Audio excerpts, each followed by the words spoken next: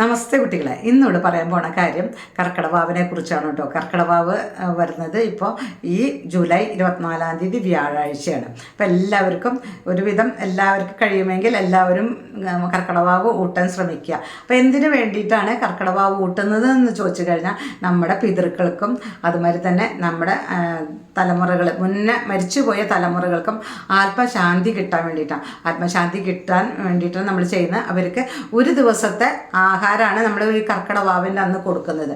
അത് അന്നമായിട്ടും വെള്ളമായിട്ടും പുഷ്പമായിട്ടാണ് കൊടുക്കുന്നത്. നമ്മൾ ഈ ഒരു കർക്കിടവാവിന് കൊടുക്കുന്നത് അടുത്ത വാവ് വരെ അവരുടെ ഒരു ദിവസമാണ്. മരിച്ചു പോയവരുടെ പിതൃക്കളുടെ ആത്മാവിന് നമ്മുടെ ഒരു വർഷം അവരുടെ ഒരു ദിവസമാണ്. അപ്പം നമ്മൾ ഈ കർക്കിടവാവിന് അന്നം കൊടുത്തു കഴിഞ്ഞാൽ അല്ലെങ്കിൽ വാവ് ഊട്ടിക്കഴിഞ്ഞാൽ അടുത്ത വാവ് വരെ അവരുടെ ഒരു ദിവസത്തെ ഭക്ഷണമാണ്. അപ്പം നമുക്ക് എന്തായാലും നമ്മുടെ മരിച്ചുപോയവർക്ക് വേണ്ടി ഈ ഒരു ദിവസത്തെ ആഹാരം കൊടുക്കണതിൽ തെറ്റില്ല. ഇത് എല്ലാവർക്കും ചെയ്യാം കേട്ടോ. ഇപ്പോൾ നമ്മളെ അച്ഛനും അമ്മയ്ക്കാണ് ഏറ്റവും പ്രധാനപ്പെട്ട് നമ്മൾ ചെയ്യുക. അച്ഛനും അമ്മയും ഇല്ലാത്തവരാണ് ചെയ്യണമെന്ന് പറയും. അതല്ല, അച്ഛനും അമ്മയും അതിന് മുന്നിലുള്ള എത്ര നിങ്ങൾക്ക് അറിയുന്ന കുടുംബങ്ങളുണ്ടോ അല്ലെങ്കിൽ എത്ര പിതൃക്കൾ നമ്മുടെ ഓർമ്മയിലുണ്ടോ ആ പിതൃക്കൾക്കൊക്കെ ചെയ്യാം.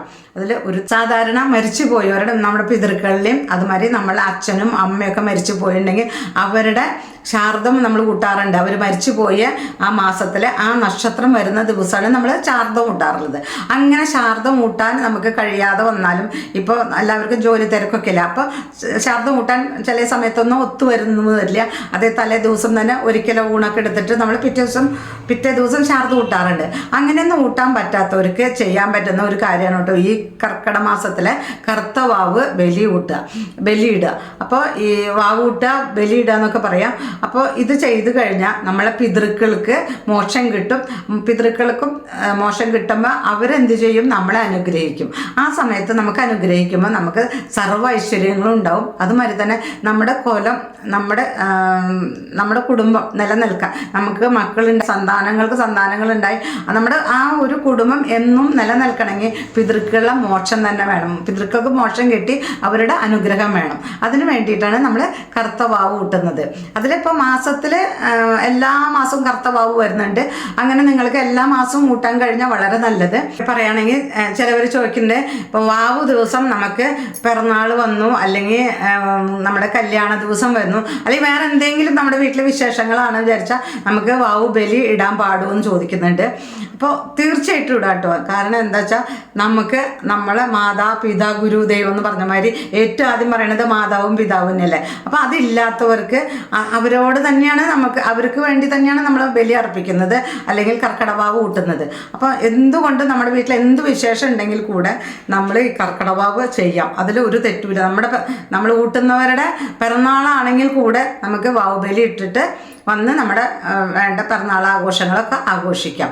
ഇപ്പോൾ കർക്കിടവാവ് കൂട്ടുന്ന ഒരാളുടെ അച്ഛനും അമ്മയും ജീവിച്ചിരുന്നാൽ അവർക്ക് കൂട്ടാൻ പാടുമോ എന്ന് ചോദിക്കുന്നുണ്ട്. അപ്പോൾ സാധാരണ അച്ഛനും അമ്മയും ജീവിച്ചിരിക്കുമ്പോൾ വാവ് കൂട്ടേണ്ട ആവശ്യമില്ല എന്നാണ് പറയുക. എന്നാൽ കൂടെ അച്ഛനും അമ്മയും ചിലപ്പോൾ വർഷങ്ങളോളം വാവ് കൂട്ടാൻ അല്ലെങ്കിൽ വയസ്സായിട്ട് അവർക്ക് കൂട്ടാൻ കഴിയുന്നില്ലെങ്കിൽ നമുക്ക് മക്കൾക്കും പേരക്കുട്ടികൾക്കും ഒക്കെ ആ വാവ് കൂട്ടാം.